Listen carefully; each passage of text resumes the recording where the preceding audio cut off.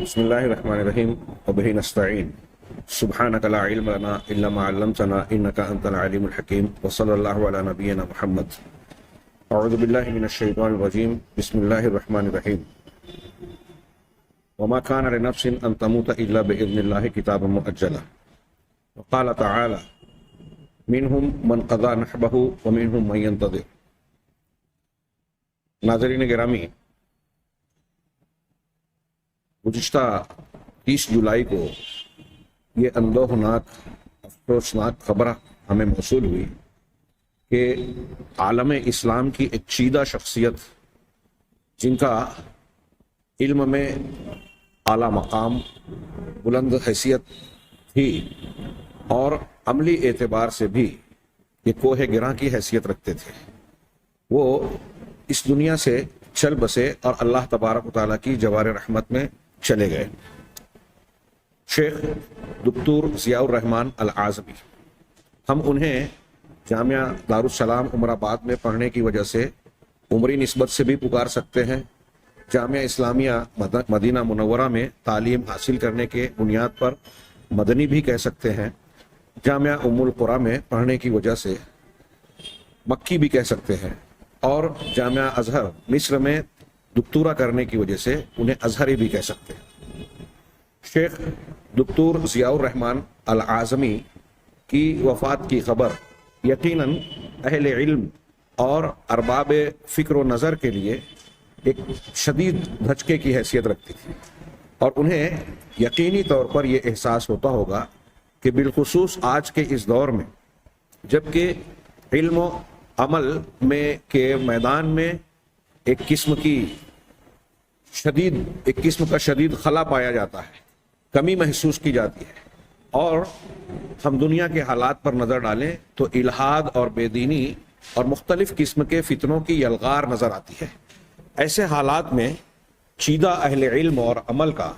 اٹھ جانا یقیناً جناب محمد رسول اللہ صلی اللہ علیہ وسلم کے فرمان کے روشنی میں محسوس ہوتا ہے کہ علم اٹھتا جا رہا ہے. دنیا سے اللہ تبارک و تعالیٰ علم کو اہل علم کے اٹھانے کے ذریعے سے اٹھائے گا، اور ایسے علماء بارزین، نمایاں شخصیات جو علمی اعتبار سے بڑا اونچا مقام رکھتی تھی، ان کا ہمارے درمیان سے جانا یقیناً جہاں ایک شخصیت کو کھو دینے کا دکھ ہمیں دیتا ہے، ساتھ ساتھ یہ احساس بھی پیدا کرتا ہے کہ دنیا سے علم اٹھتا جا رہا ہے، علم دین کی کمی ہوتی جا رہی ہے. دکتور ضیاء الرحمن العازمی کی شخصیت کتنی قابل ذکر، قابل تقلید، قابل نمونہ ہے. آپ اگر سرسری طور سے ان کی شخصیت پر، ان کی زندگی کے حالات، معاملات اور ان سے متعلقہ امور پر نظر ڈالیں تو یہ بات بخوبی نظر آئے گی کہ دکتور ضیاء الرحمن کا وجود ہمارے لیے اللہ کی طرف سے ایک نعمت اور بسا غنیمت تھا. ان کے چل بسنے سے یقینی طور پر نہ صرف امت مسلمہ کا بلکہ عالم اسلام،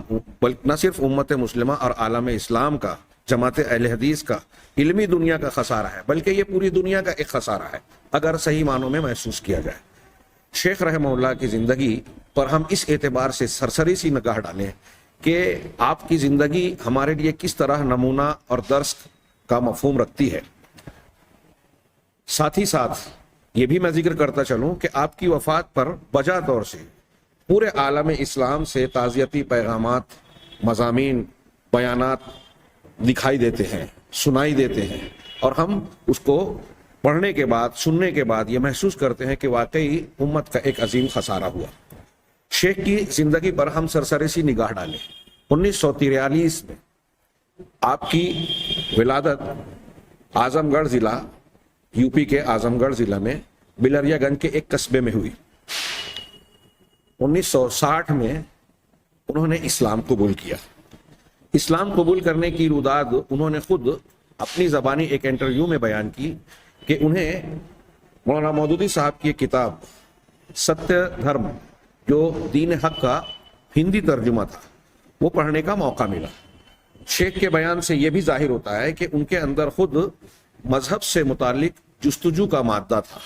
اور اسلام سے متعلق ان کے دل میں ایک مخالفت کا جذبہ بھی پایا جاتا تھا جب وہ غیر مسلم تھے. ان کا نام ماں باپ نے ماں کے رام، بعض لوگوں نے لکھا ماں کے لال رکھا. یہ ایک دھوبی خاندان کے تھے. عام طور سے ابھی میں نے دیکھا کہ بعض حضرات نے بیان کرتے ہوئے ان کی شخصیت پر روشنی ڈالتے ہوئے یہ بتایا کہ وہ برہمن خاندان سے تعلق رکھتے تھے، لیکن میری اپنی خود ان سے ایک ملاقات کا شرف رہا. انہوں نے خود یہ بیان دیا تھا اور بتایا تھا. ساتھ ہی ساتھ میں نے شیخ طاہر مدنی حفظہ اللہ کا مضمون بھی پڑھا، اس میں بھی انہوں نے ذکر کیا کہ موصوف جو ہے مرحوم ایک دھوبی خاندان سے کے چشم و چراغ تھے،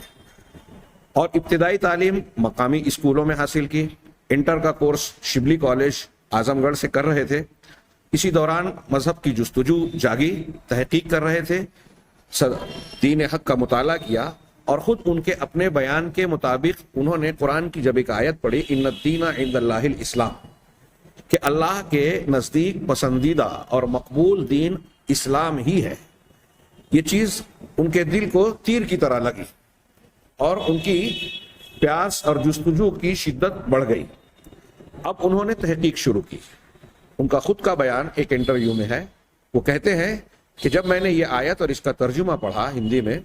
تو میرے دل میں یہ سوال اٹھا کہ ہم تو آج تک یہ سنتے اور پڑھتے آئے ہیں گیتا اور ہندو مذہب کی کتابوں کے حوالے سے کہ پرمیشور یا اللہ یہ کہتا ہے کہ یہ جو الگ الگ مذاہب ہیں سب اچھے راستے بتاتے ہیں، الگ الگ راستوں پہ چلنے والا آدمی، مذہب پر چلنے والا آدمی بالآخر میرے پاس ہی پہنچے گا. اس تناظر میں انہوں نے کہا کہ ہم تو یہ سمجھتے تھے، یہ عقیدہ رکھتے تھے کہ سارے ادیان سچے ہیں، سارے مذاہب درست ہیں. اس بنیاد پر ہم مطمئن تھے ہندو دھرم پر. لیکن جب میں نے یہ آیت پڑھی کہ اللہ تبارک و تعالیٰ کے نزدیک صرف دین اسلام ہی مقبول ہے، مطلب دوسرا دین اللہ تعالیٰ کے یہاں قابل قبول نہیں ہوگا، تو میرے دل میں ایک جذباتیت پیدا ہوئی اور میں نے تحقیق شروع کی. ان کا بیان ہے کہ ایک طرف میں ہندو پنڈتوں اور علماء سے رجوع کر رہا تھا، ہندوؤں کی کتابیں پڑھ رہا تھا، دوسری طرف اسلامی لٹریچر، مسلمانوں کی کتابیں، قرآن کا درس بھی سیکھ رہا تھا، اور علماء اسلام سے بھی میں نے رابطہ قائم کر کے ان سے بھی تحقیق و جستجو کا سلسلہ جاری رکھا. جیسے جیسے دونوں طرف کی تحقیق بڑھتی گئی اور اس درمیان انہوں نے یہ بھی بیان کیا کہ میرا ارادہ یہ تھا کہ میں معلومات حاصل کرنے کے بعد اسلام کے متعلق بھی اور ہندو دھرم سے متعلق بھی معلومات حاصل کرنے کے بعد اسلام کا رد کروں گا، اسلام کے اس بیان کی تردید کرنا چاہوں گا کہ یہ دعویٰ ٹھیک نہیں ہے کہ صرف اسلام ہی کو سچا مذہب مانا جائے.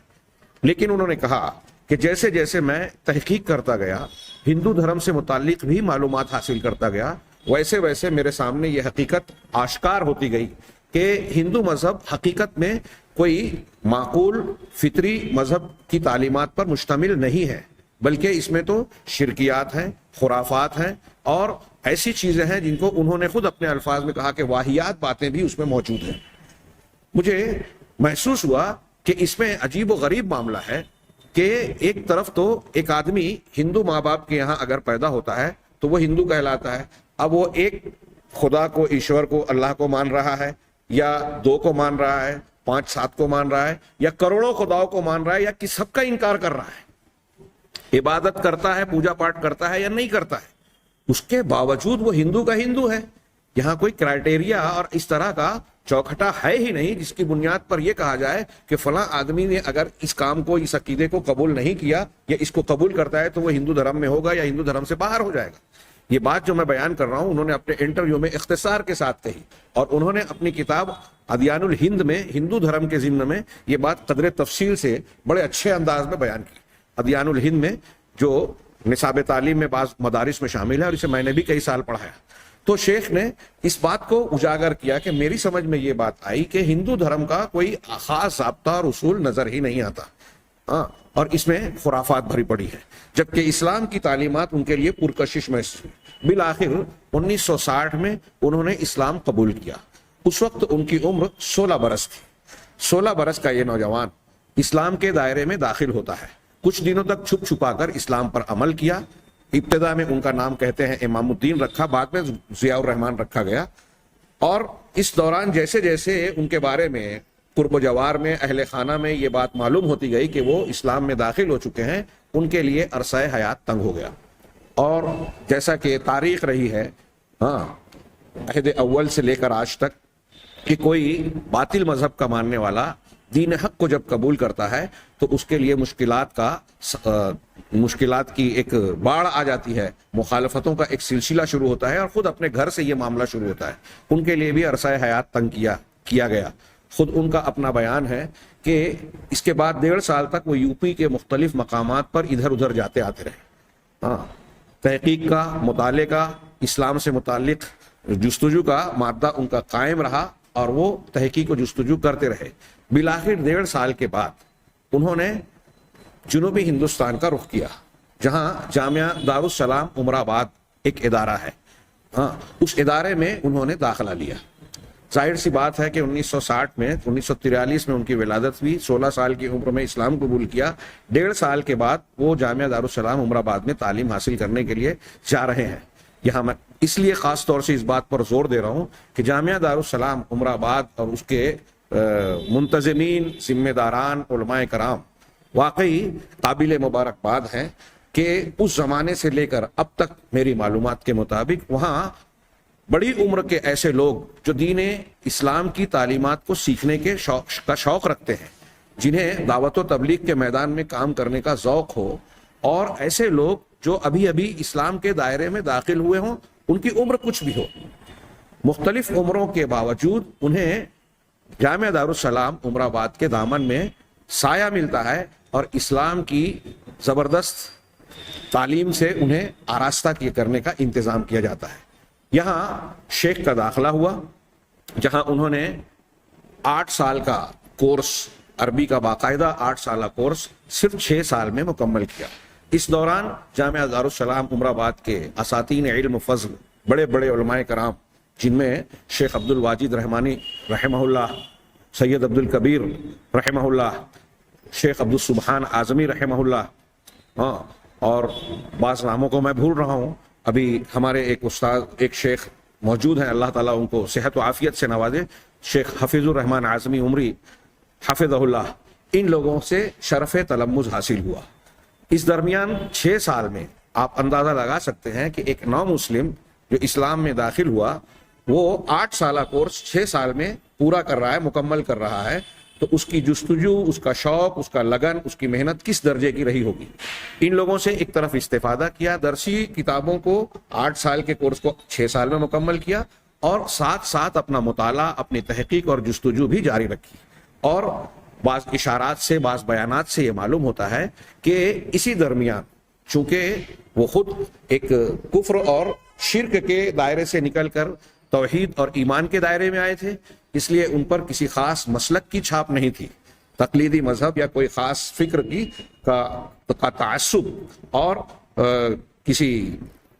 مسلکی تنگنائے سے وہ ہمکنار نہیں ہوئے تھے۔ یہاں علم، جستجو، تحقیق کی روشنی میں ان کا رجحان عمل بالحدیث کی طرف، یعنی مسلک سلف اور مسلک اہل حدیث کی طرف مائل ہوا، اور اللہ تبارک و تعالیٰ نے اس کفر سے نکلے ہوئے اسلام کے سپاہی کے لیے یہی مقدر کیا تھا کہ وہ جناب محمد رسول اللہ صلی اللہ علیہ وسلم کی احادیث مبارکہ کی خدمت کے لیے چن لیے جائیں۔ جامعہ دارالسلام عمر آباد سے اپنی تعلیم مکمل کرنے کے بعد موصوف کا شیخ کا سفر مدینہ المنورہ کی طرف ہوا، وہاں ان کا داخلہ ہوا۔ اس وقت وہاں صرف کلیت الشریعہ یا کلیت الحدیث، کلیت الشریعہ ہوتی تھی، اس میں داخلہ ہوا، وہاں 4 سالہ کورس انہوں نے مکمل کیا۔ اس سے فراغت کے بعد اپنی مزید علمی پیاس بجھانے کے لیے انہوں نے جامعہ ام القری جو مکہ مکرمہ میں ہے اس میں داخلہ لیا، اور وہاں ماجسٹر یا ایم اے کی سند حاصل کی۔ وہاں ان کا تھیسس، ایم اے کی ماجسٹر کے تھیسس کا عنوان تھا ابو ہریرہ رضی اللہ عنہ فی ضوء مرویاتی۔ اب حضرت ابو ہریرہ رضی اللہ تعالی عنہ اپنی مرویات، اپنی روایات کی روشنی میں ایک ایسا موضوع جو بعض اعتبار سے بڑا وسیع اور بعض اعتبار سے بڑا کٹھن تھا، اس موضوع کے اختیار کرنے کے بعد محدث عصر علامہ ناصر الدین البانی رحمہ اللہ، جو ان کے اساتذہ میں سے تھے، جب یہ مدینہ منورہ گئے تو یہ شیخ ابن باز، شیخ البانی رحمہم اللہ کا دور تھا۔ جب یہ وہاں پہنچے اور انہوں نے تھیسس کا یہ عنوان لیا تو ان سے منقول ہے، کئی لوگوں نے تذکرہ کیا کہ شیخ البانی کہتے تھے کہ خستا دخلتا فی بحر لا ساحل لہ او کما قال، اس طرح کا جملہ کہا کہ تم نے ایک ایسے سمندر میں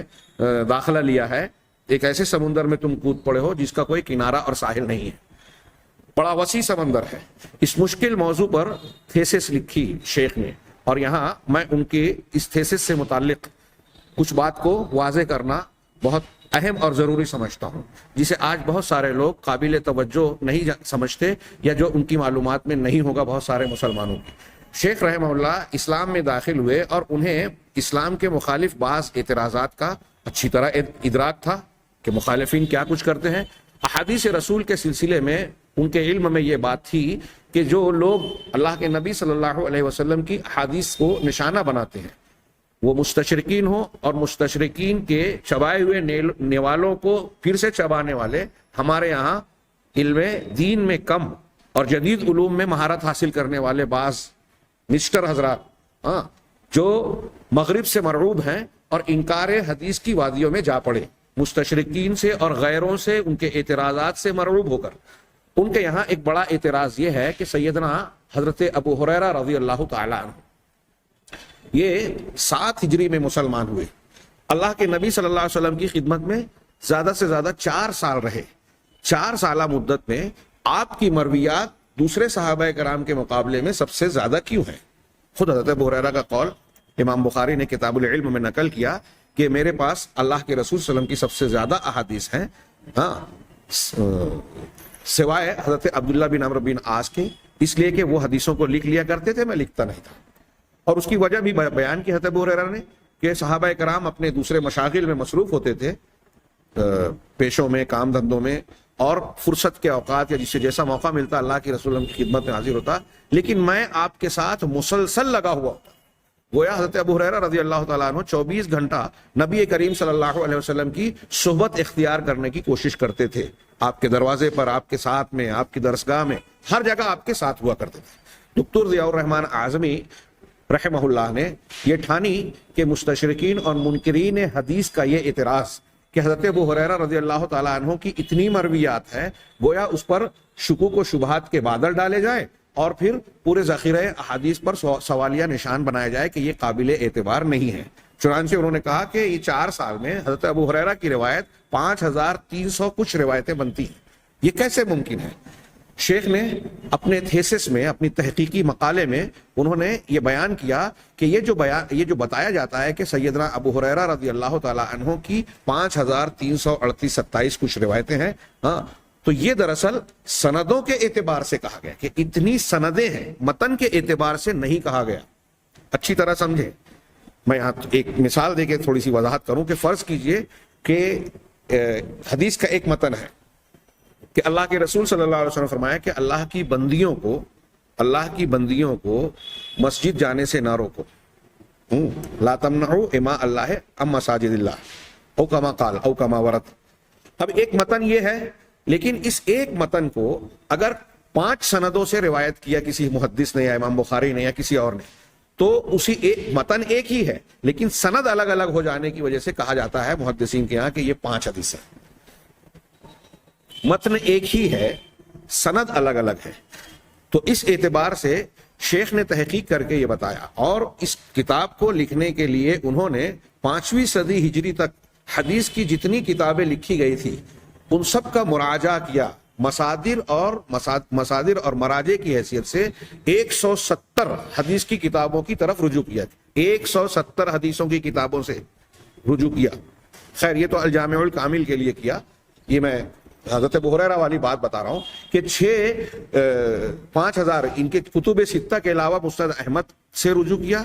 ان 6 کتابیں جو ہمارے یہاں صحاح ستہ کے نام سے کہی جاتی ہے اور محدثین اہل علم کے یہاں کتب ستہ، تو ان 6 اور مسند احمد کی حدیثیں جو حضرت ابو ہریرہ کی رضی اللہ تعالیٰ عنہ کی الگ کی، انہوں نے متن کے حساب سے جب اس کو شمار کیا تو کہا کہ 1500 حدیثیں بنتی تھیں۔ باقی جو دوسری حدیث کی کتابیں ہیں جو ان سے ہٹ کر دوسری ہیں، وہ روایات جو ان کتابوں میں نہیں ہیں ان کو بھی جب ملایا جائے تو شیخ نے اپنی تحقیق میں بیان کیا کہ حضرت ابو ہریرہ رضی اللہ تعالی عنہ کی متن کے اعتبار سے، متن اور مضمون حدیث کے اعتبار سے جب گنا گیا تو زیادہ سے زیادہ 2000 حدیثیں بنتی ہیں۔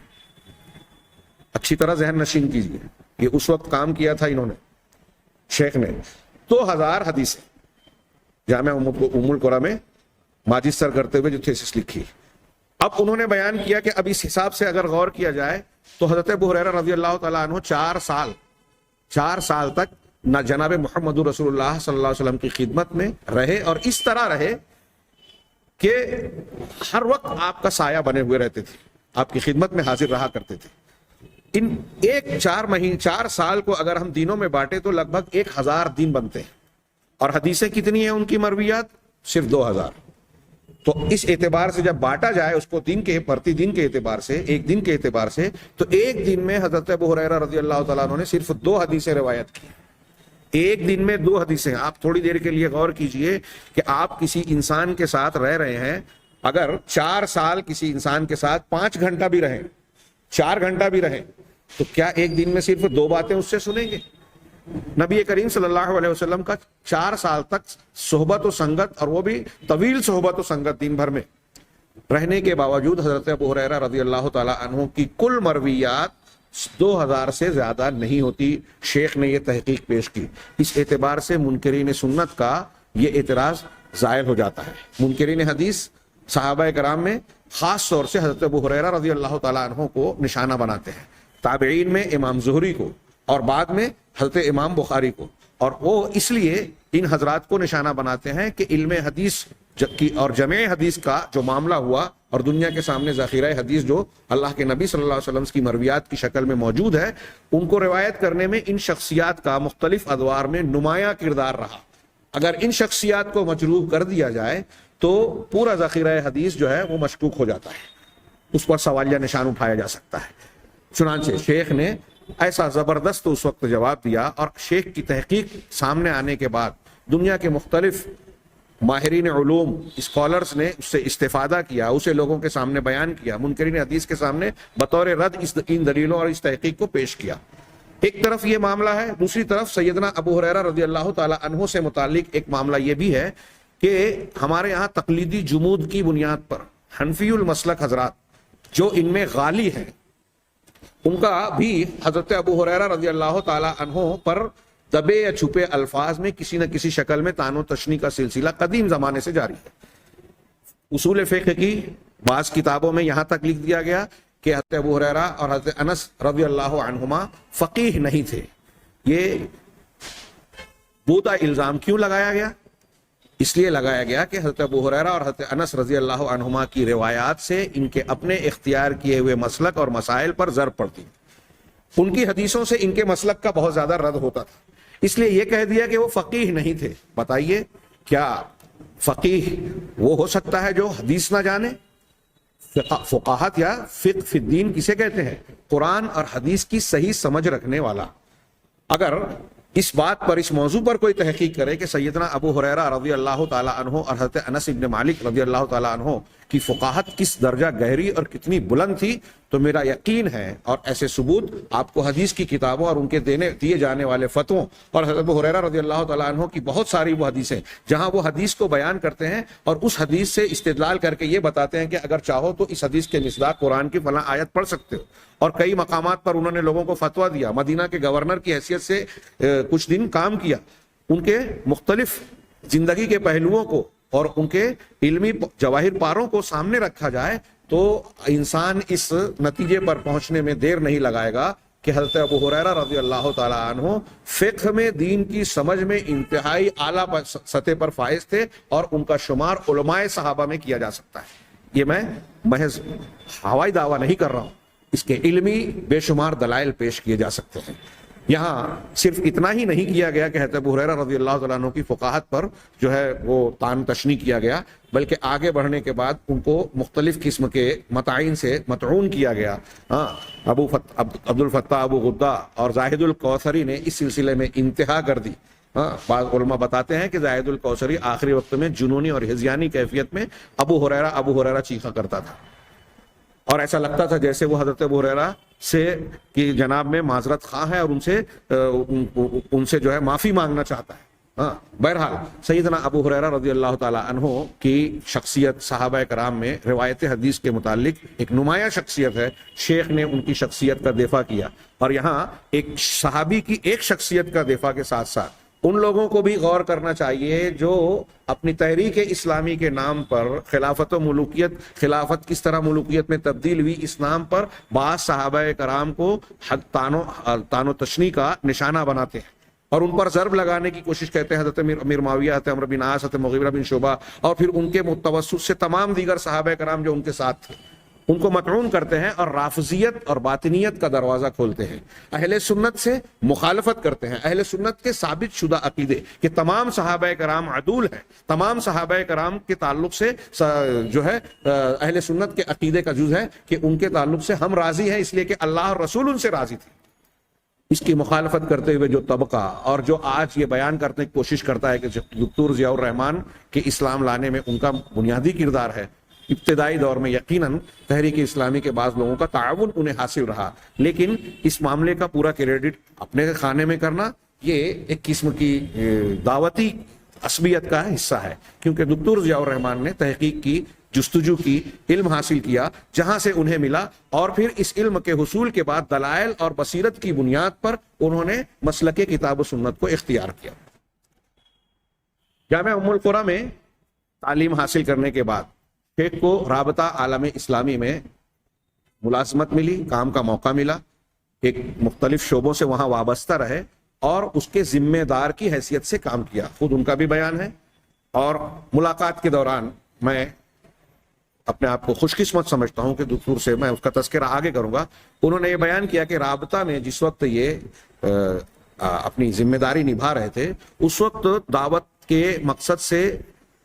رابطہ کے مختلف وفود دنیا کے مختلف ممالک میں سفر کرتے تھے، فلپائن، ملیشیا، افریقہ کے بعض ممالک اور اس طرح بہت سارے مقام پر،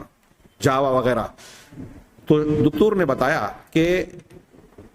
میں نے ایسے کئی وفود میں شرکت کی اور کئی جگہ جا کر غیر مسلموں سے ملاقات کر کے ان کو سمجھانا بجھانا، ان سے خطاب کرنا، ان کو اسلام کی دعوت دینا، یہ کوششیں کرتے رہے. اور مجھے یاد پڑتا ہے کہ انہوں نے شاید ذکر کیا ہو اور ذکر نہ کیا ہو تو ان کی کوششوں سے بہت سارے لوگ، متعدد لوگ اسلام میں داخل بھی ہوئے. ان کا یہ دعوتی سطح پر وہ جڑے رہے، زمین سے وابستہ رہے. رابطہ عالم اسلامی ہی سے ان کو پیشکش کی گئی اور پھر وہاں سے دوران ملازمت ہی انہیں جامعہ ازہر مصر میں دکتورا یعنی پی ایچ ڈی کرنے کے لیے بھیجا گیا. وہاں انہوں نے پی ایچ ڈی کیا اور پی ایچ ڈی کی تھیسس یا اس کا تحقیقی محاضرہ انہوں نے جو تیار کیا اس کا عنوان تھا اقضیت رسول اللہ صلی اللہ علیہ وسلم. رسول اللہ صلی اللہ علیہ وسلم کے فیصلے. جامعہ ازہر میں دکتورا کرنے کے بعد شیخ واپس لوٹے اور پھر اس کے بعد انہوں نے جو ان کو اختیار دیا گیا تھا کہ آپ اپنے طور سے کاموں کو اختیار کریں، تو انہوں نے اپنے لیے درس و تدریس، تصنیف و تالیف اور دعوت و تبلیغ کے ترجیحی عمل کو اختیار کرنے کی بنیاد پر کہا کہ میں درس و تدریس سے وابستہ رہنا چاہتا ہوں. چنانچہ جامعہ اسلامیہ مدینہ منورہ میں ان کی تقرری ہوئی کلیت الحدیث میں. کچھ دن پروفیسر اور استاذ رہنے کے بعد اس کلیے کا انہیں ڈین بنا دیا گیا اور اسی دوران آخر میں انہیں پھر مسجد نبوی میں مدرس کی حیثیت سے بھی جو ہے شرف حاصل ہوا کہ وہاں حدیث کا درس دیویں. وہاں روزانہ، جیسا کہ وہاں سعودی عرب میں ایک نظام ہے منتخب علماء کرام کے دروس کا حرمین میں اور پورے سعودی عرب کے مختلف مساجد میں نظم کیا جاتا ہے کہ علم کے پیاس رکھنے والے یا عوام جو دین کے بارے میں زیادہ معلومات نہیں رکھتے ان کو دین کی بنیادی اور تفصیلی تعلیم دی جائے. چنانچہ شیخ کو یہ شرف بھی حاصل رہا کہ مسجد نبوی میں انہوں نے درس کا سلسلہ جاری رکھا. اس کے بعد 25 سالہ درس و تدریس کے بعد شیخ جامعہ اسلامیہ سے ریٹائر ہوئے. حالانکہ وہ اپنی مدت کار میں اضافہ کروا سکتے تھے، لیکن ان کا ارادہ تھا کہ وہ جناب محمد رسول اللہ صلی اللہ علیہ وسلم کی احادیث کی خدمت کریں. جبکہ اس دوران ان کی متعدد تصانیف منظر عام پر آ چکی تھی. آپ نے ہندی اور عربی زبان میں متعدد کتابیں لکھی، ان میں سے بعض کتابیں داخل نصاب بھی ہیں بعض اداروں اور تعلیمی درسگاہوں میں. چنانچہ ان کی ایک کتاب انہوں نے جو لکھی ادیان الہند کے نام سے، جس میں ہندوستان کے مذاہب کا تعارف کیا۔ شیخ کا خود بیان ہے کہ یہ میرا مقصد تھا اہل عرب یا جو لوگ ہندوستانی مذاہب کو نہیں جانتے، ہندوستان سے باہر کے لوگ، ان کے لیے بطور تعارف ان مذاہب کا ایک خاکہ پیش کیا جائے۔ چنانچہ ہندو مذہب کو بھی انہوں نے تفصیل سے پیش کیا، اس کے بعد بدھ مذہب اور سکھ مت، پھر اس کے بعد جین مذہب، پھر اس کے بعد سکھ مذہب۔ ان مذاہب کی روشنی ڈالنے کے بعد آخر میں آپ نے ایک باب یہ بھی باندھا کہ ہندو مذہب یا دوسرے مذاہب کی ویدوں میں اللہ کے نبی صلی اللہ علیہ وسلم کی بعثت سے متعلق جو پیشین گوئیاں ہیں ویدوں میں کیوں ہیں، اس پر بھی بڑی پیاری گفتگو کی۔ ہاں، انہوں نے یہ نہیں کہا کہ وید بھی آسمانی کتاب ہے، بلکہ یہ کہا کہ جس درمیان ویدوں کی تصنیف ہو رہی تھی اس درمیان کچھ لوگ جو وید کے مصنفین تھے، ہندو دھرم کے ماننے جاننے والے تھے، ان کا تعلق انبیاء کرام علیہ الصلوۃ والسلام کے ماننے والوں سے ہوا ہوگا، اور ان انبیاء کی زبانی جو پیشین گوئیاں انہوں نے سنی اسے بھی انہوں نے وید کا حصہ بنا دیا ہوگا۔ اس طرح کے بعض باتیں انہوں نے مدلل انداز میں پیش کی ہیں۔ بہرحال یہ بات انہوں نے جب لکھی تو ان کا خود بیان ہے کہ جب انہوں نے یہ کتاب لکھی تو کچھ لوگوں کی طرف سے یہ مطالبہ ہوا کہ نصرانیت اور یہودیت سے متعلق بھی تفصیلی گفتگو ہونی چاہیے۔ چنانچہ انہوں نے یہودیت اور نصرانیت پر بھی تفصیلی بحث پر مشتمل کتاب تحریر کی، اور بعض لوگوں نے ان تمام مذاہب کو اکٹھا کر کے ایک ضخیم مجلد میں اس کتاب کو شائع کیا۔ ادیان الہند ہمارے ہاں بعض مدارس میں پڑھائی جاتی ہے، جامعہ محمدیہ منصورہ میں میں خود کئی سال اس کی تعلیم دے چکا ہوں۔ اس کے علاوہ شیخ نے قرآن کی شیتل چھاؤں نامی ایک ہندی کتاب لکھی، اس کے علاوہ ایک کتاب لکھی قرآن کی انسائکلوپیڈیا، قرآن کے واقعات، اس کے پس منظر سے متعلق ایسی تفصیل جس کا تفسیر قرآن اور ترجمہ قرآن میں تذکرہ یا تفصیلات معلوم نہیں ہوتی، اس سے متعلق خاص طور سے اگر کوئی نو مسلم یا غیر مسلم جو قرآن اور سنت کی تعلیم حاصل کرنا چاہتا ہے، اسلام کا تعارف اور اللہ کی کتاب کے پیغام کو سمجھنا چاہتا ہے، تو اس کے لیے رہنمائی کے طور پر انہوں نے یہ کتاب تصنیف کی۔ علاوہ ازیں اور بھی متعدد کتب فن حدیث سے متعلق تھیسس کا تذکرہ ہوا۔ آخر میں ریٹائرمنٹ کے بعد ان کا ایک خواب تھا، انہیں اس بات کا شدید احساس تھا کہ عالم اسلام میں، تاریخ اسلام میں محدثین اور علماء کبار کی ایک بڑی شخصیات گزری ہیں، اور انہوں نے اللہ کے نبی صلی اللہ علیہ وسلم کی احادیث مبارکہ کی بڑی عظیم الشان خدمات انجام دی ہیں۔ لیکن ایک سوال بعض حلقوں کی طرف سے مسلسل کیا جاتا ہے کہ کیا کوئی صرف ایک کتاب ایسی ہے جس میں جناب محمد رسول اللہ صلی اللہ علیہ وسلم کی تمام صحیح احادیث کو اکٹھا کر دیا گیا ہو؟ یہ سوال ان کے دل میں ایک کانٹے کی طرح چبھتا تھا، اور انہیں احساس تھا کہ ایسی ایک کتاب تیار کی جانی چاہیے، تصنیف کرنی چاہیے، اور اللہ تبارک و تعالیٰ نے شیخ کو حدیث کا تخصص عطا فرمایا تھا، فن حدیث میں اختصاص اور اسپیشلائزیشن بھی حاصل کیا تھا، بجا طور پر آپ ایک محدث کا درجہ رکھتے تھے۔ چنانچہ آپ نے یہ ٹھانی کہ ایسی کتاب میں تیار کروں گا، اور انہوں نے ریٹائرمنٹ کے بعد اپنی پوری کوشش اور توجہ اللہ کے رسول صلی اللہ علیہ وسلم کی تمام صحیح احادیث کو جمع کرنے پر جو ہے مرکوز کر دی، اور 14 یا 16 سالوں کی محنت میں، اور اس سے بھی زیادہ تقریباً 20 سال کی محنت میں کے بعد انہوں نے حدیث کا یہ مجموعہ تیار کیا، جس کا نام انہوں نے رکھا الجامع الکامل فی الحدیث الصحیح الشامل، جو 19 جلدوں میں، آخری جو دوسرا ایڈیشن شائع ہوا 19 جلدوں میں مکمل طور پر شائع ہوا ہے۔ یہ کوئی معمولی کارنامہ اور معمولی کام نہیں ہے۔ آپ غور کیجئے کہ پورے عالم اسلام میں، پوری اسلامی تاریخ میں یہ کارنامہ کسی اور محدث کے حصے میں اللہ تبارک و تعالیٰ نے نہیں لکھا تھا۔ ہمارے دور کے ایک استاذ مکرم شیخ الحدیث اور علامہ دکتور ضیاء الرحمن اعظمی رحمہ اللہ نے یہ کارنامہ انجام دیا۔ جناب امام بخاری رحمہ اللہ نے جو کتاب صحیح اپنی تصنیف فرمائی، تالیف فرمائی، اس کے نام میں ہے المختصر، الجامع الصحیح المختصر۔ ہاں، وہ مختصر تھی، یہ الکامل ہے، مکمل ہے، جس کے تیار کرنے کے لیے شیخی کے بیان کے مطابق 5ویں صدی ہجری تک حدیث کی جو مختلف کتابیں محدثین نے لکھی تھی، تصنیف و تالیف کی تھی، ان میں سے 170 احادیث کے مراجع اور مصادر کی حیثیت سے انہوں نے اسے تیار کیا۔ اور شیخ رحمہ اللہ سے جب سوال کیا گیا تو انہوں نے یہ بھی بیان کیا کہ میں یہ تو نہیں کہتا، انسان ہوں، خطا ہو سکتی ہے، کوتاہی ہو سکتی ہے، 100% میں نے حدیثوں کو، صحیح حدیثوں کو اس میں جمع کر دیا، میں یہ دعویٰ نہیں کر سکتا، لیکن یہ کہہ سکتا ہوں کہ 99% حدیثیں اس میں اکٹھا ہو گئی ہیں۔ اتنا بڑا کارنامہ اللہ تبارک و تعالیٰ نے دکتور ضیاء الرحمن العازمی حفظہ اللہ سے لیا۔ اس اعتبار سے ہمیں، ہمارے لیے آپ کی شخصیت قابل نمونہ، قابل تقلید نظر آتی ہے کہ کفر اور شرک کے ایک دھوبی گھرانے میں، ہندوستان کے ایک دیہات میں پیدا ہونے والا شخص اسلام سے مشرف ہوتا ہے اور پھر اپنی محنت، جستجو، جذبہ صادق کے ساتھ آگے بڑھتا جاتا ہے اور اس درجہ بڑھتا ہے کہ اسے اللہ کے رسول صلی اللہ علیہ وسلم کی احادیث کی خدمت کا ایسا زبردست موقع ملتا ہے۔ مدینہ میں مستقل سکونت اختیار کرتے ہیں، وہیں اپنے کاموں کو انجام دیتے ہیں، مسجد نبوی میں مستقل درس دیتے ہیں، وہیں ان کا انتقال ہوتا ہے، اور یوم عرفہ کو 30 جولائی 9 ذی الحجہ، جو مکہ سعودی کے اعتبار سے 9 ذی الحجہ عرفہ کا دن تھا، جب حجاج کرام اپنے حج کا سب سے عظیم رکن انجام دے رہے تھے، اس دن ان کا انتقال ہوتا ہے، اور بعد نماز مغرب ان کی مسجد نبوی میں جو ہے نماز جنازہ ادا کی جاتی ہے، اور جنت البقیع جہاں بہت سارے صحابہ کرام اور وہ محترم مقدس شخصیات جو ہے مدفون ہیں، وہاں تدفین کا اللہ تبارک تعالیٰ ان کو شرف عطا کرتا ہے۔ اب دکتور ضیاء الرحمن اعظمی کی شخصیت کے تھوڑے سے اختصار کے ساتھ میں کچھ پہلوؤں پر نظر ڈالوں گا کہ ایک بات تو یہ کہ آپ کی شخصیت، ہم جیسے پڑھتے ہیں کہ حضرت ابراہیم علیہ الصلوۃ والسلام نے شرک اور بت پرستی کے ماحول میں آنکھیں کھولی، ایسا ہی ان کا معاملہ تھا، لیکن تحقیق و جستجو کے بعد حق کو اختیار کیا۔ یہاں انہوں نے یہ نہیں کہا کہ باپ دادا کا مذہب یہ ہے، ہمارے ارد گرد اور ماحول میں یہ تھا تو میں ان کی تقلید کروں۔ اس سے یہ پتہ چلتا ہے کہ اسلام میں تقلید کا کوئی گزر نہیں ہے۔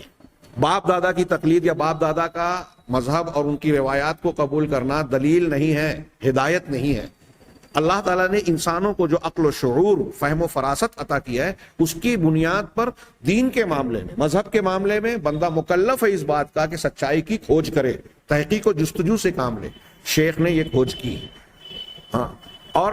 اب یہاں میں ایک دوسرا پہلو پیش کرنا چاہتا ہوں، وہ یہ کہ جامعہ دارالسلام عمر آباد میں جب تعلیم حاصل کرنے گئے اور ان کے لیے وہاں دروازہ کھلا ہوا نظر آیا، میں اس تناظر میں جہاں جامعہ دارالسلام عمر آباد کے منتظمین، ان کے اساتذہ اور وہاں کے جو مفکرین ہیں، ان کو میں مبارکباد دیتا ہوں۔ یہ بتانا چاہتا ہوں کہ یہ ادارہ اس اعتبار سے قابل نمونہ ہے۔ میری معلومات کے مطابق آج بھی آپ ہندوستان میں ایسا شاذ و نادر ہی کوئی ادارہ پائیں گے جہاں کسی بڑی عمر والے انسان کو جو اسلام میں داخل ہوا ہے یا اسلام کے بارے میں معلومات حاصل کرنا چاہتا ہے، یا کوئی بڑی عمر کا آدمی بعد میں اسے جذبہ و شوق پیدا ہوا اور دین سیکھنا چاہتا ہو، اس کے لیے یہاں دروازے کھلے ہوئے نظر آئے۔ وہاں کہہ دیا جاتا ہے کہ آپ کی عمر زیادہ ہے، ہمارے پاس کوئی ایسا کورس ہے نہیں، اس لیے آپ واپس جا سکتے ہیں۔ جامعہ دارالسلام عمر آباد میں ایسی بڑی بہت عظیم الشان یہ خدمت انجام دی اور دعات کو تیار کیا، نو مسلمین کو اسلام کی تعلیمات سے آشنا کیا، اور بانکے رام یا بانکے لال کو دکتور ضیاء الرحمن بننے کا موقع فراہم کیا۔ اللہ تبارک تعالیٰ ان تمام کی نیکیوں کو قبول فرمائے۔ اب دوسرا مرحلہ، ہمارے یہاں جب سعودی عرب میں وہ گئے تو سعودی عرب کا دامن کشادہ تھا، اسلام کا دامن تھا۔ انہوں نے نہ صرف یہ کہ شیخ کو تعلیم و تعلم کا بھرپور موقع عنایت فرمایا، بلکہ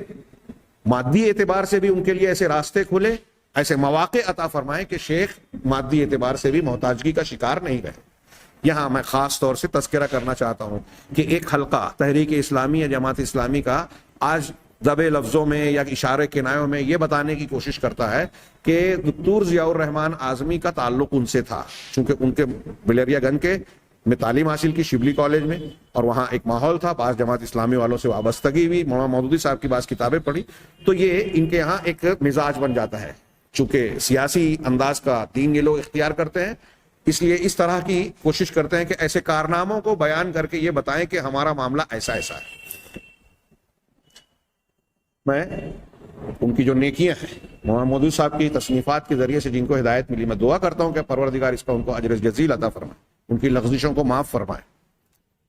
اور ان کی لغزشیں علمی میدان میں بہت عظیم الشان ہیں، بہت بڑی بڑی غلطیاں ہیں۔ صحابہ کرام پہ طعن و تشنیع، تفسیر میں غلطیاں،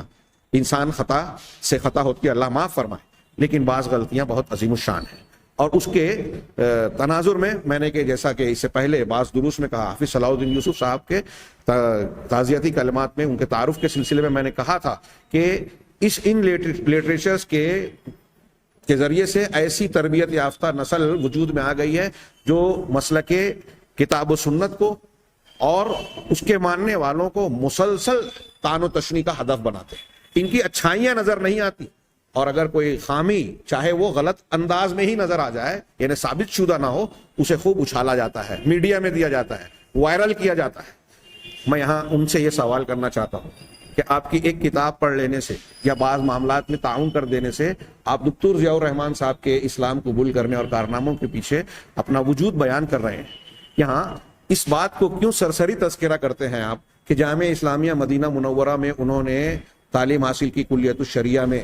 پھر مکہ میں، پھر رابطہ سے رابطہ ہوا تو دعوت کا کام کیا، پھر تصنیف و تالیف کا میدان، درس و تدریس کا میدان ان کو وہاں دیا گیا۔ کیا یہ چیز قابل ذکر نہیں ہے، قابل توجہ نہیں ہے؟ ہمارے جماعت اسلامی اور تحریک اسلامی کے حضرات اس بنیاد پر سعودی عرب کے لیے ایک جملہ تعریف کا کہہ سکتے ہیں کہ سعودی عرب میں یہ میدان اور یہ اسٹیج اور ایک درسگاہوں کی شکل میں، دعوت کے میدان کی شکل میں پورا ایک محاذ تیار کر کے دیا گیا ہے، اور صرف ہندوستان نہیں، پوری دنیا سے، وہ افریقی ممالک ہوں، یورپی ممالک ہوں، آسٹریلیا اور دوسرے مقامات کے ہوں، کسی بھی علاقے کے طلبہ ہوں، جویان علم ہوں، وہ وہاں سے سیراب ہو رہے ہیں۔ خادم الحرمین شاہ فہد کے زمانے میں جب انہوں نے جامعہ اسلامیہ کی سربراہی خود اپنے ہاتھوں میں لی تو ان کا یہ آرڈر تھا، جہاں تک مجھے معلوم ہے یہ آرڈر تھا کہ یورپ اور امریکہ کے علاقوں میں اگر کوئی اسلام قبول کرتا ہے اور دوسرے دن اگر اس کی خواہش ہے کہ وہ جامعہ اسلامیہ مدینہ میں داخلہ لینا چاہتا ہے تو اس کو اسی مقام پر فارم فل کروایا جائے، داخلہ دیا جائے اور سعودی حکومت کے حساب اور خرچ پر اس کو تعلیم دی جائے، اور پھر اس کو تعلیم دینے کے بعد اپنے ملک میں اسلام کا داعی بنا کر واپس بھیجا جائے۔ کیا یہ چھوٹی خدمت ہے؟ پوری دنیا کا شاید ہی کوئی ملک ہوگا جہاں آج سعودی عرب کے فیضان سے علم اور عمل اور مادی امداد سے تعاون پا کر لوگ زمین پر اسلام کی خدمت انجام نہ دے رہے۔ افریقہ میں جہاں نصرانی مبلغین نے، مبشرین نے یہ قسم کھائی تھی کہ سن 2000 کے آنے تک اسے عیسائی اکثریت والا بر اعظم بنا دیں گے، وہاں سعودی حکومت کی طرف سے بھیجے گئے مبلغین اور وہاں قائم کیے گئے اسلامک سینٹرز کا یہ رد عمل رہا کہ ان مبشرین کی ایک بڑی تعداد خود اسلام میں داخل ہو گئی۔ یہ زمین کی حقیقتیں ہیں، لیکن سعودی عرب کا اور مخلصین اہل علم کا یہ طریقہ ہے کہ ان چیزوں کو زیادہ تشہیر نہ کی جائے، ان چیزوں کی، ان کا کریڈٹ بیان کر کے اپنے آخرت کے اجر و ثواب کو متاثر نہ کیا جائے۔ میں یہ عرض کرنا چاہتا ہوں کہ یہاں سعودی عرب جتنا دیندار ہے، آج شاید کوئی دوسرا ملک نہیں ہے۔ ہمارے ہاں جو لوگ ان کے خلاف تنقیدیں کرتے ہیں وہ اپنے بھائی کے اور اپنے دوست کے جھوٹا پانی نہیں پئیں گے۔ آپ سعودی عرب میں جا کے دیکھیں، عام ماحول نظر آئے گا کہ ایک کالا سیاہ فام آدمی اگر پانی پی کر پانی بچا دے رہا ہے، کھانا کا اگر پلیٹ میں کھانا چھوڑ دے رہا ہے تو وہاں کا شرطی ہو، وہاں کے بڑے بڑے علماء ہوں، یہاں تک کہ شاہ سلمان ہو، اس کا جھوٹا کھائیں گے، پئیں گے۔ ہمارے یہاں ہندو دھرم کا اثر یہ نظر آئے گا آپ کو کہ لوگ جھوٹا کھانا پسند نہیں کریں گے، جھوٹی رکابی یا پلیٹ میں کھانا پسند نہیں کریں گے۔ وہاں یہ عصبیت نہیں ہے۔ دکتور ضیاء الرحمن اعظمی کی شخصیت میں ہمیں یہ نظر آتا ہے کہ اسلام کا دامن اتنا کشادہ ہے کہ یہاں علاقے کی، خاندان کی، برادری کی عصبیت کو کوئی گنجائش حاصل نہیں ہے۔ جیسے عہد اول میں بلال حبشی، سلمان فارسی رضی اللہ تعالیٰ عنہ کو دوسرے مذہب سے آنے کے باوجود قریشی اور انصاری بھی انہیں سیدنا کہہ کر پکارتے تھے، ان کی عزت کرتے تھے، ان کو اپنے سامنے امامت کے لیے آگے بڑھاتے تھے، ان کو اذان کا موقع دیتے تھے، چاہے وہ کسی بھی خاندان سے تعلق ہو۔ اسلام لانے کے بعد جو ہے ایک آدمی اگر تقوی، پرہیزگاری، علم اور فضل میں اگر اعلیٰ ہے تو اسلام اور مسلمانوں کے نزدیک اس کا مقام بلند ہوگا۔ میں دکتور ضیاء الرحمن اعظمی حفظہ اللہ کے اس پہلو کو کہ وہ سعودی میں جو ان کو مواقع ملے اور جو دیے گئے، اس کو خاص طور سے توجہ دینے کی گزارش کرتا ہوں کہ سعودی عرب شیخ ضیاء الرحمن اعظمی کی شخصیت کے تناظر میں آپ دیکھیں کس طرح سے پورے دنیا کے لوگوں کے لیے قرآن و حدیث کا علم سیکھنے کا انتظام کرتا ہے۔ وہاں کتنی یونیورسٹیاں ہیں، تمام یونیورسٹیوں میں دنیا کے مختلف طلبہ تعلیم حاصل کرنے جاتے ہیں، جن کے تعلیمی اخراجات ہی نہیں، کھانے پینے، رہائش کے سارے انتظامات سعودی حکومت کرتی ہے۔ قرآن کی اشاعت، کتابوں کی فراہمی، یہ مسلسل اس کا کارنامہ جاری ہے، اور یہ اس کے ذریعے سے ہر ملک میں دعوت و تبلیغ کا عمل جاری ہے، اس کے وسائل کی فراہمی کا سلسلہ جاری ہے۔ کیا سعودی عرب کا یہ کارنامہ نہیں ہے؟ آج جن ملکوں کو سعودی حکومت کے خلاف بیان بازی کی بنیاد پر ترکی، ایران، فلاں ملک، ڈھما ملک، ان کی تاریخ اور کارناموں کی فہرست بنائی جائے تو سعودی عرب کے سامنے 1% بھی نہیں بنے گی، میرا دعویٰ ہے۔ لیکن لوگ جذباتیت، جمہوریت اور غیر مسلموں کی سازش کے نتیجے میں سعودی حکومت کے انہی کارناموں کو اصل میں مجروح کرنے کے لیے، ان کو دھند میں غائب کرنے کے لیے دوسروں کی تعریف کرتے ہیں۔ ایک تناظر یہ دیا جائے، بات زیادہ لمبی ہو جائے گی اور ہو رہی ہے۔ میں ایک دوسری بات پیش کرنا چاہتا ہوں کہ میرے لیے یہ شرف اور سعادت کی بات ہے۔ سن 2016 کے اخیر میں اور 2017 کے آغاز میں، دسمبر کے اخیر اور جنوری کے آغاز میں مجھے سفر عمرہ کی سعادت نصیب ہوئی۔ شیخ جناب میرے برادر مکرم، میرے محسن اور کرم فرما، بلکہ میرے بڑے بھائی جناب عبد الواحد بھائی جو اندور سے تعلق رکھتے تھے، مولانا عبد الحمید مدنی کے والد، جن کا گزشتہ اسی سال 1 اپریل کو انتقال ہو گیا۔ اللہ تبارک و تعالیٰ ان کو غریق رحمت کرے، ان کی نیکیوں کو قبول فرمائے، ان کی قبر کو کشادہ فرمائے، ان کو فتنہ قبر اور عذاب قبر سے محفوظ رکھے۔ انہوں نے اپنی فیملی کے ساتھ سفر عمرہ کا جب ارادہ کیا تو مجھے بھی اپنے ہمراہ لے گئے، میری فیملی کو بھی۔ اسی سفر میں مدینہ میں قیام کے دوران، جو مجھے یاد پڑتا ہے کہ آخری حصے میں جب ہم مدینہ میں قیام پذیر تھے 2017 کے جنوری کے ابتدائی ایام میں، تو میرے ایک شاگرد محصلہ کوکن سے تعلق رکھنے والے جو جامعہ اسلامیہ مدینہ منورہ میں زیر تعلیم تھے، ابھی بھی وہ PhD کر رہے ہیں، سفیان قاضی بن عبدالعزیز، اور ان کے ایک متعلق اور دکتور ضیاء الرحمان کے کمپوزنگ کرنے والے شیخ مجیب اللہ صاحب جو کوکن سے تعلق رکھتے ہیں اور مدینہ میں مقیم ہیں، ان سے ملاقات کر کے ہم نے ان سے اپنی خواہش کا اظہار کیا کہ دکتور ضیاء الرحمان سے ہم ملنا چاہتے ہیں۔ تفصیل سے ہٹ کر دونوں نے موقع لیا۔ دکتور ضیاء الرحمان نے نہ صرف یہ کہ رضامندی کا اظہار کیا، بلکہ ہمیں ایک دن شام کے کھانے پر دعوت دی کہ کھانا بھی ساتھ کھائیں گے ہمارے گھر پر، اور اس کے ساتھ ہی گفتگو بھی ہو جائے گی۔ ہم لوگوں کی ملاقات رہی اور طویل ملاقات رہی۔ خاص طور سے عبد الواحد بھائی کی کہانی کو سننے کے بعد کہ وہ جین مذہب سے اسلام میں داخل ہوئے اور وہ خود بھی بہت سارے لوگوں کو دعوت و تبلیغ کے ذریعے سے اسلام کا تعارف کرواتے رہے ہیں، ان کے ذریعے سے کئی لوگوں کو اللہ تبارک و تعالیٰ نے اسلام قبول کرنے کی توفیق عطا فرمائی۔ ان کے اس تعارف کے بعد شیخ بہت خوش ہوئے اور ان کو خصوصی طور پر انہوں نے اپنا ہندی انسائکلوپیڈیا جو قرآن کا انہوں نے تیار کیا وہ دیا، اور کہا کہ میری آپ سے گزارش ہے کہ آپ اسے پڑھ کر دعوتی سطح پر اس کا جائزہ لیں اور بتائیں کہ اگر اس میں کوئی بات، کوئی خامی، کوئی تجویز آپ کے سامنے ہو تو مجھے ضرور مطلع فرمائیں۔ میں نے ان سے متعدد سوالات کیے، جس میں سے اسلام قبول کرنے کے بعد ان کے حالات، ان کا ہندو دھرم میں رہتے ہوئے ان کی کاسٹ کیا تھی، انہوں نے بتایا کہ میں دھوبی گھرانے سے تعلق رکھتا تھا، اور ایسی کئی تفصیلات پوچھنے کے بعد جو میں خاص طور سے ذکر کرنا چاہتا ہوں، ایسی چیز جو ان کے اخلاص و للہیت اور ان کے ایمان پر بہت زبردست دلیل ہے۔ انہوں نے یہ بتایا کہ میں اس وقت جس کام میں لگا ہوا ہوں وہ الجامع الکامل کی تیاری میں، جس وقت ہم لوگوں کی ملاقات ہوئی انہوں نے بتایا کہ 16 جلدوں تک کام تقریباً مکمل ہو چکا ہے اور 3-4 جلدیں مزید باقی ہیں، اور آئندہ سال میں امید ہے کہ وہ بھی مکمل ہو جائے۔ تقریباً مسودہ تیار ہے، اس کی تبییض اور تصحیح وغیرہ کا کام جاری ہے۔ یہ پورا کام مجیب اللہ صاحب کمپیوٹر پر جو ہے ترتیب دے رہے تھے۔ خاص بات جو میں ذکر کرنا چاہتا ہوں، انہوں نے یہ بیان کی کہ مجھ سے اس کتاب کی تیاری کے درمیان ہی عرب اور عالم اسلام کے مختلف ناشرین کتب کی طرف سے پیغامات موصول ہو رہے ہیں، اور سب کا مطالبہ یہ ہے کہ ہم اس کتاب کی اشاعت کے حقوق میں ان سے بیچ دوں، ان کو یہ کتاب دوں اور اس کا جو معاوضہ میں چاہتا ہوں ان سے لے لوں، اور وہ اس کا حق لے کر اس کو تباہ کرائیں گے۔ کہا بہت سارے ناشرین ہمارے کچھ سوالوں کے جواب میں انہوں نے یہ بیان کیا، تو انہوں نے کہا کہ میں نے یہ نیت کر رکھی ہے کہ یہ کتاب الجامع الکامل اور یہ جو قرآن کی انسائکلوپیڈیا ہے، ان 2 کتابوں کو میں اپنے لیے صدقہ جاریہ کے طور پر اللہ کے راستے میں وقف کرنا چاہتا ہوں، اور ان کے عوض میں میں 1 ریال بھی لینا نہیں چاہتا، تاکہ میرے مرنے کے بعد یہ میرے لیے اجر و ثواب کا اور میری نجات کا ذریعہ بنے۔ یہ جذبہ دیکھیے اخلاص کا. ہمارے ہاں لوگ کام نہیں کرتے اور اس کی اشاعت کرنے کی کوشش کرتے ہیں. شیخ نے کہا کہ میں 1 ریال نہیں لینا چاہتا.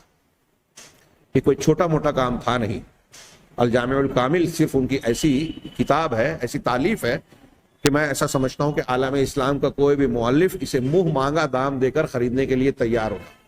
لیکن شیخ نے کہا کہ میں اسے 1 ریال بھی لینا نہیں چاہتا, اور اسے اللہ کے لیے, اللہ کے راستے میں دین کی خدمت کے طور پر اور اجر و ثواب کی امید سے جو ہے وقف کرنا چاہتا ہوں. اور مجھے امید ہے کہ انہوں نے اسی طرح اسے وقف کیا ہوگا. شیخ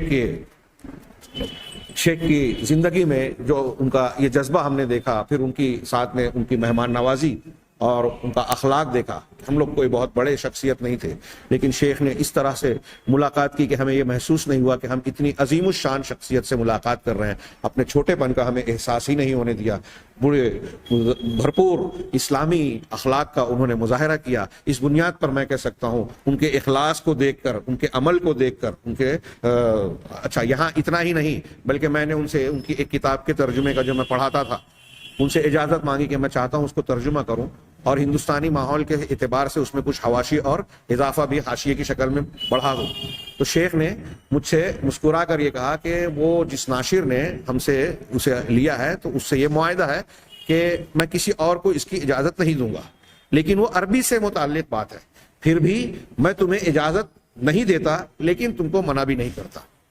کہ بڑے لطیف انداز میں انہوں نے مجھ سے یہ بات عرض کی, بیان کی. بہرحال میں یہ کہوں گا کہ شیخ کے لیے ان کے جو زندگی کے مختلف مراحل ہیں اور اس کے خدمات اور ان کے کارناموں کا جو انداز ہے, یہ آج ہم مسلمانوں کے لیے بڑی عبرت کا پہلو ہے. ہم خاندانی مسلمان, مسلمت الدار ہے, گھر کے مسلمان, اور وہ مسلمت الاختیار ہے, یعنی تحقیق کر کے جو مسلمان ہوئے, اسلام کو, صحیح مسلک کو قبول کیا اور پھر جو دین صحیح سمجھا اس کی خدمت کی, اور دوسرے ادیان سے تقابل کر کے ہمارے اور آپ کے لیے دعوت کے میدان میں ایک زبردست ذخیرہ چھوڑا. حدیث کے میدان میں اللہ کے نبی صلی اللہ علیہ وسلم کی حدیثوں کا ایک دم صحیح اور ستھرا نکھرا ہوا ایک مجموعہ پیش کر دیا. یہ کوئی معمولی کام نہیں ہے. ہم سب کو ان کے اس کارنامے سے سبق لینا چاہیے, ان کی تصنیفات, تالیفات اور دعوتی کاموں سے استفادہ کرنا چاہیے, ورنہ یہ نعمت کی ناشکری ہوگی. اور ساتھ ساتھ ہمیں یہ دعا کرنا چاہیے کہ اللہ تبارک و تعالیٰ ان کی تمام مساعی جمیلہ کو قبول فرمائے, ان کی خدمات کو قبول فرمائے,